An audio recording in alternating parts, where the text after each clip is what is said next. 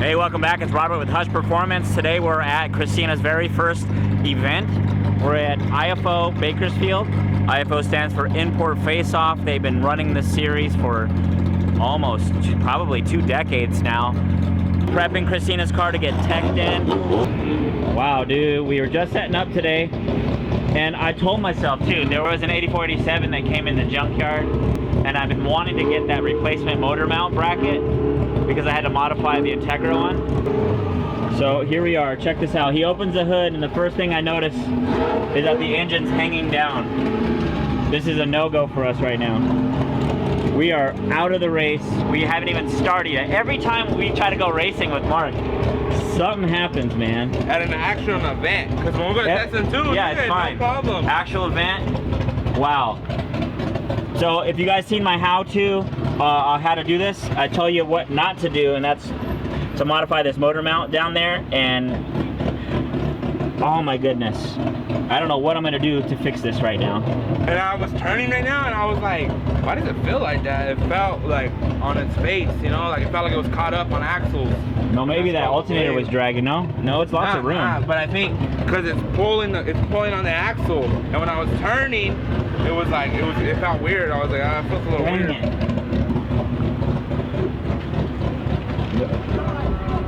What does it look like? Yeah. Look right here. The mount. What the heck? How does that happen? The motor mount broke.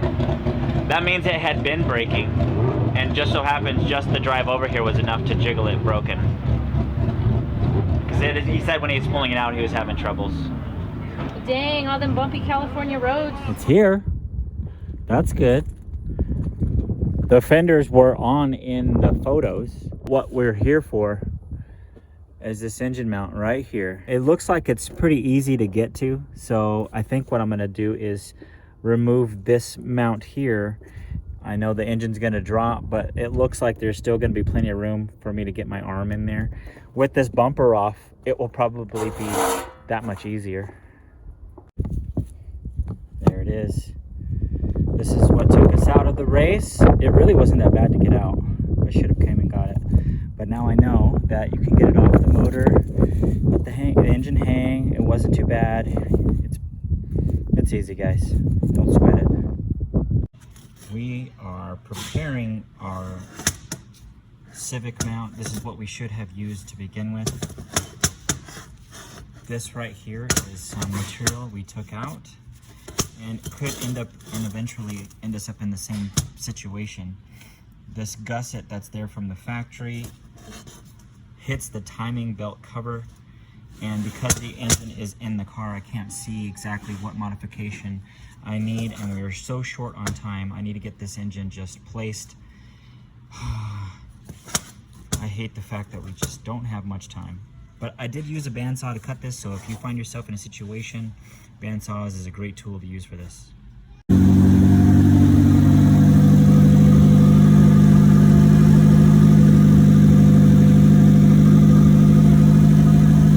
Hey, it's Robert with Hush Performance. Welcome back to another edition of How to Race Like a Girl.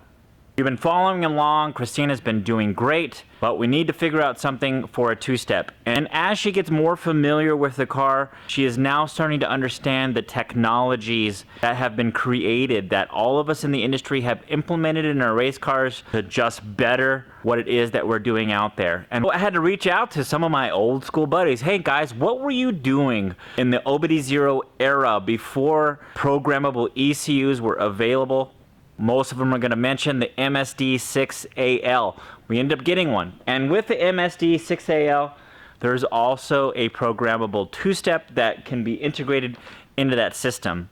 Currently, there's a whole thing going on about the EPA, being that this car is running right now on the factory ECU unmodified. This right here wouldn't modify any of that system and would be essentially emissions compliant.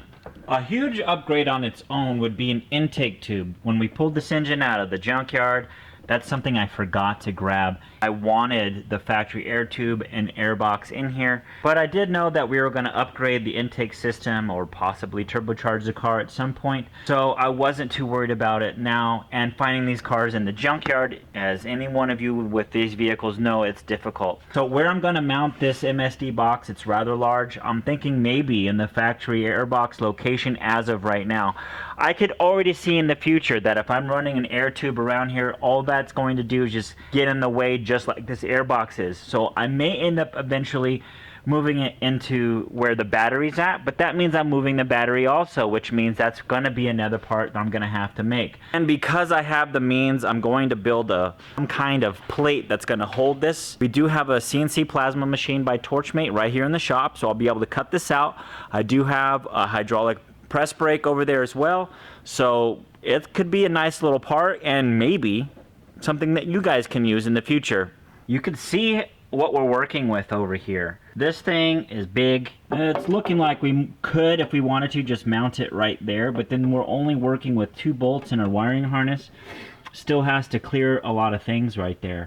Like I was explaining, it could fit down here nicely where the battery's at, but I don't think we're ready for all that yet, being that we'll still have to figure out a place for our battery. I could mount it very similar to how the airbox is mounted in here, grabbing some of the pickup points that they have here, but that would be a pretty intricate drawing right now. And then I was thinking, well, if I was going to do that, maybe I just mount it right on the box since I'm not using it right now anyway. And then we could build a plate off of these pickup points, which is easy, and then the box could just sit on top of that.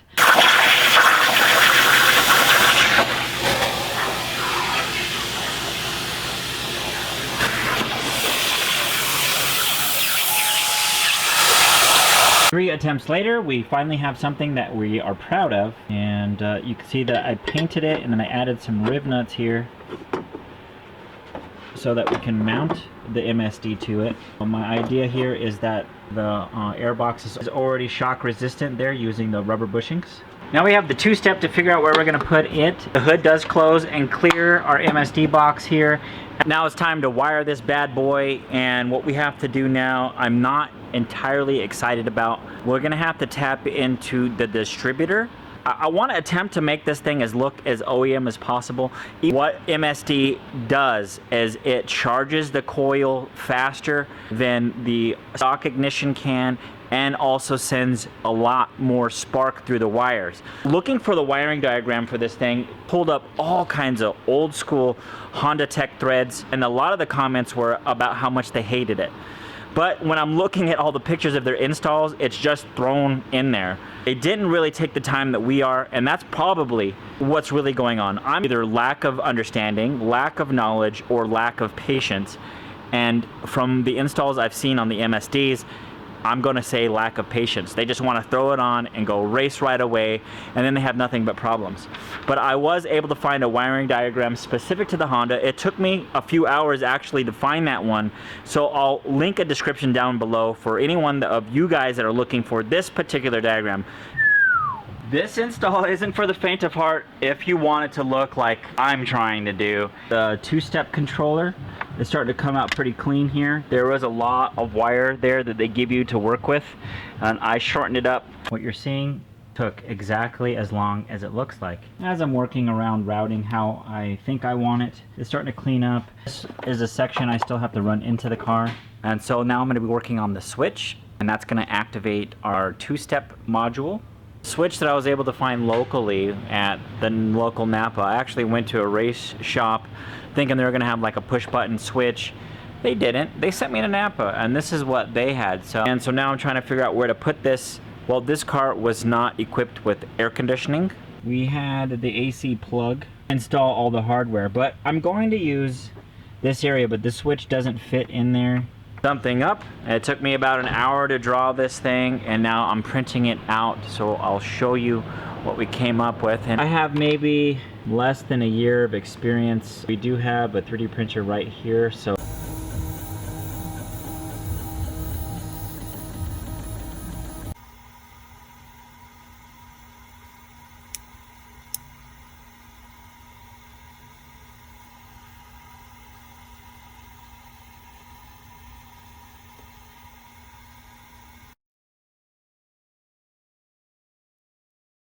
A clutch switch is required to activate the two-step. The 84, 87 do not come with one, so I developed a bracket to hold the pedal stop, sends 12-volt signals when the clutch is pushed in, activating our two-step. When the clutch is released, it allows the engine to run through the entire RPM band. When you look underneath the dash, there's plenty of room. I'm really happy with how this came out.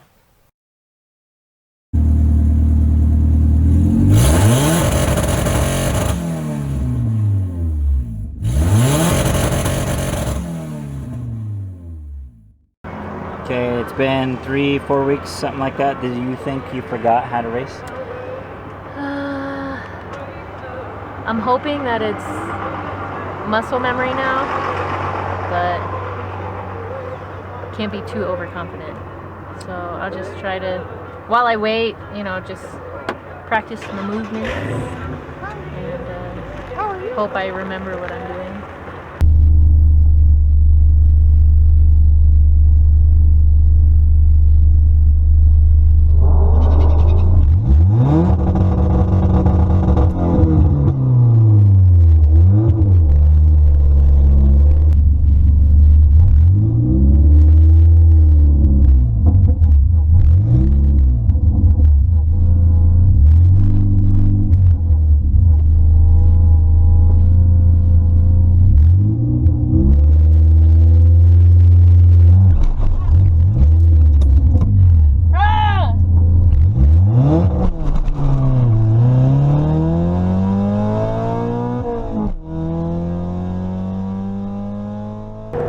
Yeah, I guess I didn't really understand what two-step is or how it works. Because I had, at the water box, I had my foot on the clutch and the gas, had the e-brake, floored the gas, And then nothing did happened. you let off the clutch? Okay, I didn't know I was supposed to do that. That's why I Yeah, asked. what it's doing is it's holding the RPM. Meanwhile, your foot's on the floor. It's holding it right where it needs to be, and then you do everything the same. So I don't hold the clutch like we did over here. You hold the clutch so you don't roll forward. You have to put the clutch in to engage the two-step. I held the clutch, I held the gas. I Yeah, had the two-step e-brake works, on. but you still have to drive the car. So I do have to get off the clutch. Yeah. Well, I guess I must not have worded it right, because that's what I thought I had asked. So, and you said yeah, so just like we did here. So that's what I did, and that's why I didn't go anywhere. All right, what do you think it would do? So then at the tree, It was the same thing. probably the same thing. Yeah, she's having a little bit of trouble, and that's really the lack of preparation on my end. We're just so busy at the shop, we don't really have time to really test anything. I got it completed in just enough time for us to get the car loaded at the track, and then she was just going to have to figure it out here. And she just doesn't understand how it works. We tried to pep talk her a little bit right here. I got Enrique down there. He's giving her some pointers. Hopefully it works out.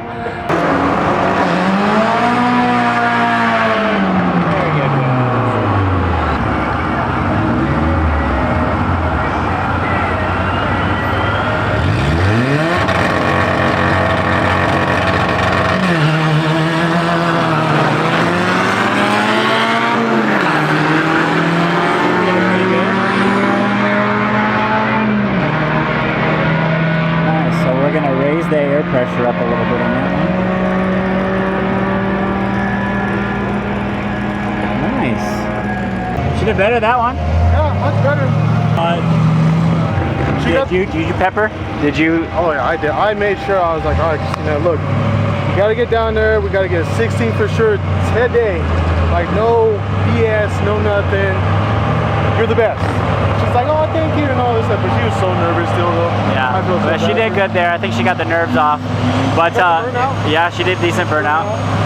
And it was a lot of wheel hop, so I think it worked out. So I'm gonna raise that tire pressure. Better on that one. Yeah, 17.2. Yeah, I think that's really good. Yeah, 78 miles an hour.